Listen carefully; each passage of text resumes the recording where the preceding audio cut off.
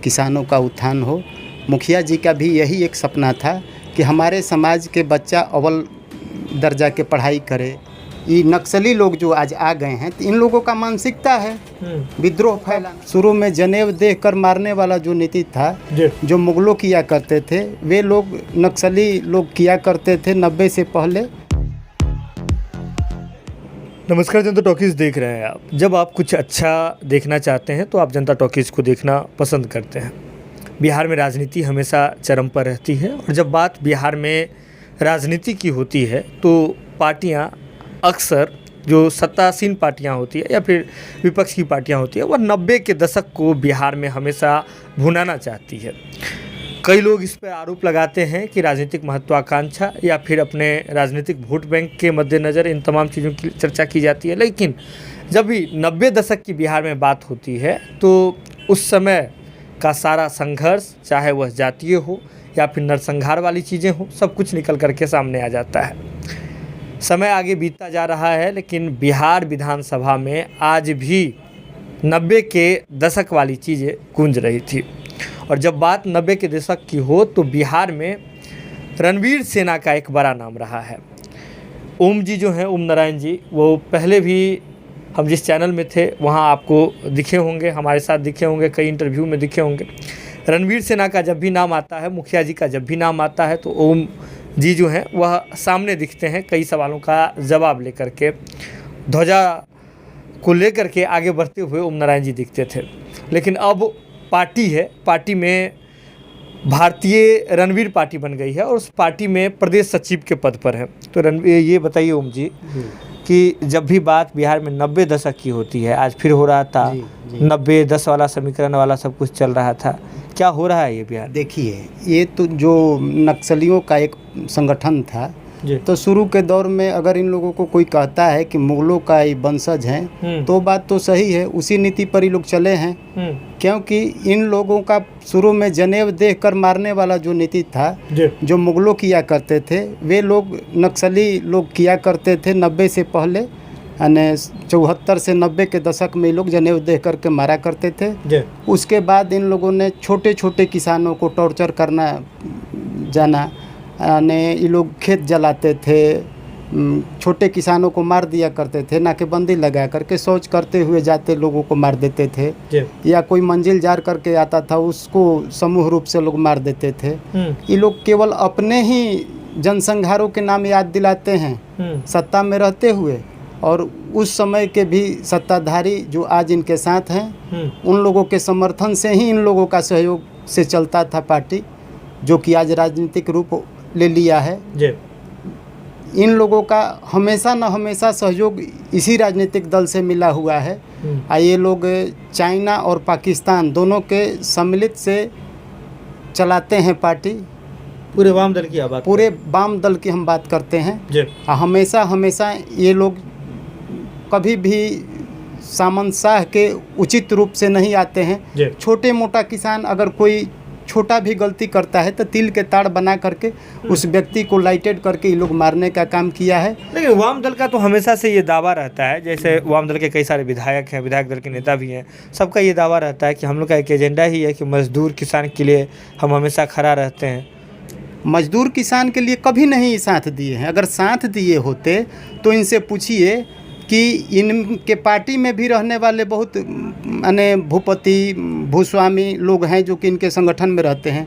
अगर वो चर्चा करें कि कहीं एक आध बिगहा ज़मीन दे करके किसी को बसा दिए हों 5 घर का, लेकिन हम लोगों का खास करके जिस जाति विशेष से लड़ते हैं, लड़ते आ रहे हैं, उस जाति विशेष का यही था कि गांव में हर व्यक्ति अपने औकात और यानी ज़मीन के मुताबिक 10-5 घर बसा करके रखता था गांव में, ठीक ना। उसके सारा लालन पालन या जो भी होता था, खर्च शादी ब्याह, सब उस किसान के जिम्मे रहता था। आज भी हर गांव में जाइए, जो सिकमी सर्वे मिलेगा ज़मीन, वो किसी भूमि जो दान दे करके लोग बसाते थे उन्हीं के नाम से आज भी वो सर्वे, यानी उसको सिकमी सर्वे कहा जाता है। बेचने का राइट नहीं है लेकिन उसमें वो बस गए हैं। तो इससे आपको प्रमाण मिल जाएगा कि वो कैसे बसे हुए हैं, कौन लोग बसाए हैं। उस समय में भी रणवीर सिन्हा जिस प्रकार से काम कर रही थी, सब कुछ हुआ था, तो सरकार तो उसके खिलाफ में ही आ गई थी। सरकार की षड्यंत्र थी, ठीक ना, जी, कि एक जाति समूह को ऐसा ने नहीं तो ये तो रूप अपनाए थे एक कश्मीर में और एक बिहार में। वहाँ ब्राह्मणों को यानी भागने पर विवश किया गया, पंडित को जी, कश्मीरी पंडित जी लोग के। और यहाँ पर भूमिहार को एक जाति को 8,000 के लगभग मुखिया को मार दिया गया 74 से 90 के दशक में, और लगभग 8,000 टीचर को भी मार दिया गया। तो ये लोग तो शिक्षा मैंने बिहार से ख़त्म कर दिए। शिक्षक नहीं रहेंगे, भय के कारण नहीं जाएंगे पढ़ाने, तो बच्चा लोग नहीं पढ़ेगा। दूसरी बात कि कितने डॉक्टरों को मार दिए इन लोगों ने, जिसका प्रमाण है, सरकार के पास प्रमाण होगा, हम बिना प्रमाण के नहीं बोल रहे हैं। तो स्वास्थ्य खत्म कर दिए। ग्रामीण क्षेत्र में कोई डॉक्टर आज भी भय के कारण नहीं जाता है, इन लोगों के आतंक के कारण। तो मतलब क्या लगता है कि अभी आप कह रहे हैं कि आज भी लोग ऐसे मतलब यही सब चल रहा है? नहीं ना, शुरुआत लोग कर रहे हैं जब से इनका सत्ता कुछ दिनों में सत्ता में आए हैं फिर तो फिर इन लोगों का मंशा तो वही लग रहा है कि पुराने दौर में बिहार को फिर ढकेला जाए। इन लोगों का मंशा देखने से तो यही लगता है। एक सदन जो होता है विधानसभा एक मंदिर के रूप में होता है। विकास की बात वहाँ नहीं होती है, जात पात की बात हो रही है, वहाँ अन्य चीज़ों की बात हो रही है। विकास की कहाँ बात हो रही है वहाँ पर? विकास की अगर जहाँ बात होता है वहाँ इस तरह की बात नहीं होना चाहिए। तो एक मंदिर से मैसेज देना जात पात का, धर्म विशेष पर, तो एक गलत बात न है। यानी हमारे समझ में तो गलत लगता है देखने से। क्या लग रहा है कुछ दिन पहले तक जब ये सरकार में परिवर्तन था, नीतीश कुमार जी बीजेपी के साथ थे, तब सब कुछ ठीक चल रहा था, अब खराब हो रहा है? देखिए उस समय की इनका जो इस तरह के नहीं था, ये नक्सली लोग जो आज आ गए हैं, तो इन लोगों का मानसिकता है विद्रोह फैलाना, आपस में विद्रोह फैलाना, तबे ना इस तरह के बात बोल रहे हैं। और हम न कोई भाजपा से हमारा कोई है और न कोई पार्टी से हम नहीं है, हमारा अपना किसान संगठन है, ये है ठीक ना। हम अपने आप में हैं, हम किसी के बल पर भाजपा और किसी के बल पर हम नहीं हैं, ठीक ना। तो ये मतलब आपको लग रहा है कि इस बार फिर से जब से माले सरकार में समर्थन दी है तब से फिर से? देखिए आप भी तो देख रहे हैं कि मंच से दीपांकर भट्टाचार्य जी हमें तो वही होता है कि कुल्हाड़ी में जिस तरह से लकड़ी काम करता है, दीपांकर भट्टाचार्य जी वो भी एक सुनने में आता है कि ब्राह्मणे हैं। जब 10% पर बात होती है तो क्या इससे वो अलग हैं? 10% में वो भी न हैं। तो 90 और 10 की जब बात होती है तो 10% में है, और 90 में ये लोग अपने को जिक्र करता है। लेकिन ये लोग नहीं जानता है कि 90 में 10 हैं या 10 से ज़्यादा भी हो सकते हैं, लेकिन 10 में हम केवल एक हैं। हम 10% पर केवल एक हैं दावेदार। तो हिस्सा बांटिए तो कितना पड़ा इनका? अगर 10 या 11 पार्टी हुए ही टोटल, तो इनका कितना पड़ा? 8 पॉइंट कुछ है न पड़ा, 9 पॉइंट। तो ये बताइए कि अभी जैसे लग रहा है कि आप बार बार ये कह रहे हैं कि उसी दौर में फिर से बिहार वापस जा रहा है, तो इसमें जो पार्टियां अगर इस तरह के चीज़ों को कर रही है, फिर से कर रही है, अगर आप लेफ्ट की ही बात कर रहे हैं, वाम दल की ही बात कर रहे हैं, मंशा क्या रही है? देखिए इनमें जो इनके साथ लोग हैं उन लोगों को इन लोगों पर दबाव देना चाहिए कि इस तरह की बात न हो सदन में। सदन से इस तरह की बात शोभा नहीं देती है। तो मतलब और भी वहाँ तो बीजेपी के भी लोग थे, अलग अलग दल के लोग थे, जो इस समाज के हितैषी होने का दावा करती है, उसका वोट बैंक को अक्सर इस्तेमाल करती है। तो उन लोगों ने भी तो अपोज नहीं किया इस बात? ना, उन लोग कुछ विरोध करते हैं, कुछ लोग विरोध करते हैं, लेकिन उन लोगों का विरोध के प्रभाव इन लोगों पर नहीं है, उग्र है, ठीक ना। सामाजिक ताना बाना ये लोग न दें, हमारा कहना है यही है, ठीक ना। फिर से चूँकि 2 पीढ़ी बर्बाद हो चुकी है बिहार के लोगों का, लग रहा है इस सब को अब छोड़ना चाहिए। अभी सब कंप्यूटर का युग आया, अभी जात पात में बिहार को लोग न उलझाएं। पहले ही बहुत कुछ हो गया। बिहारी का नाम रहने दें, चूँकि अदर स्टेट में कोई जाए तो हीनता दृष्टि से बिहारी को न देखा जाए, ठीक ना। इन लोगों के यही रवैया के चलते आज हमारे प्रदेश के बच्चा लोग बाहर जाता है कमाने तो हीन दृष्टि से देखा जाता है, जो इन लोगों का रवैया है। लेकिन अब थोड़ी बात आपकी पार्टी की ओर कर लेते हैं। भारतीय रणवीर पार्टी का अब निर्माण हुआ है, किस मंशा के साथ हुआ है, क्या करना है? हमारा पार्टी का निर्माण हुआ, किसानों का विकास हो, किसानों का उत्थान हो। मुखिया जी का भी यही एक सपना था कि हमारे समाज के बच्चा अव्वल दर्जा के पढ़ाई करे, अव्वल दर्जा के पहलवान हो, नशा मुक्त हमारा समाज हो। हमारा समाज में एक ही जाति के या फिर पूरा हिंदू? पूरे समाज के, पूरे मानव जाति के विषय में कह रहे हैं, एक जाति विशेष के विषय में नहीं कह रहे हैं। जो किसान मजदूर हैं वो कभी भी मजदूर को मजदूर नहीं कहते थे, वो कहते थे कि भूमिहीन किसान और भूमि किसान। कभी भी उनके मुखों से कोई नहीं सुना होगा कि यानी मजदूर को मजदूर कहते थे, वो भूमिहीन किसान कहते थे। और वो ये भी कहते थे कि जिस तरह यूरिया का दाम बढ़ रहा है या खाद का दाम बढ़ रहा है, तो मान के चलिए कि उसी तरह हमारा न्यूनतम मूल्य भी बढ़ना चाहिए अनाज का, ठीक ना।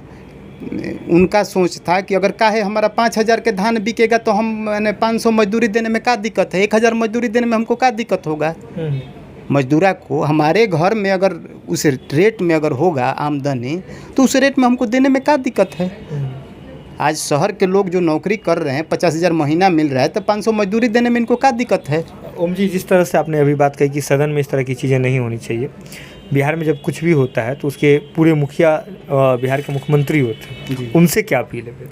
उनसे हमारा यही आग्रह है कि ठीक है, ये लोग राजनीतिक पार्टियां बना करके, पहले तो ये लोग प्रतिबंधित थे नक्सली, लेकिन अनेकों नाम बदल करके पार्टियां बना करके ये लोग जो रंग चोला ओढ़ करके आ गए हैं, तो ये लोग कम से कम संयमित रूप से रहें और उनको वो कहें कि इस तरह के न करे, जिससे जातीय उन्माद फैले, ठीक नहीं फैले। नहीं तो 70 से 90 तक कुछ ठीक था हमारा ग्रामीण परिवेश, और उसके बाद जो ये लोग किए तो आपस में कोई गली में भी बंटवारा हो गया था कि हो फलना टोली है बाबू, उन्हें नत जई है, ठीक न, बच्चा को कहना पड़ता, बता दिया जाता था। लेकिन आज के डेट में वो सब अब ख़त्म हो चुका है, और फिर उसको लौटाने की लोग प्रयास कर रहे हैं, चूँकि उससे इन लोगों का फ़ायदा है। इन लोगों का बेटा विदेश में पढ़ता है, न कि उस मजदूर बेचारा का पढ़ रहा है। जो भूमिहीन किसान है उसका बेटा तो लंदन में नहीं न पढ़ रहा है, ये नेताजी लोग के बेटा लंदन में पढ़ रहा है, एसी में नेताजी के बेटा लोग रहा है, उस बेचारा को पंखा नसीब भी नहीं है। तो क्या ये लोग माहौल बना के ले भी लोग लेते हैं तो ग्रामीण क्षेत्र से लेते हैं, न कि अपने पॉकेट से जा करके किसी का शादी ब्याह में पैसा ही लोग दिए हैं।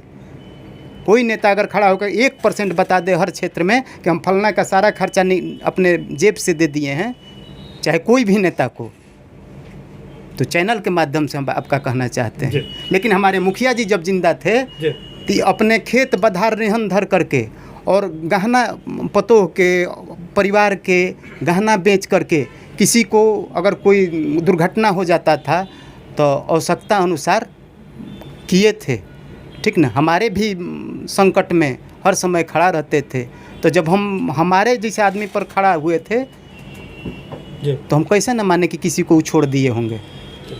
ओम जी हैं, ओम नारायण जी, इनका सीधे तौर पे कहना है कि अब बिहार में स्थिति बदल चुकी है। बिहार के गांव में अब परिस्थिति, लोगों के बीच का जो संबंध है वो काफ़ी बेहतर हो चुका है।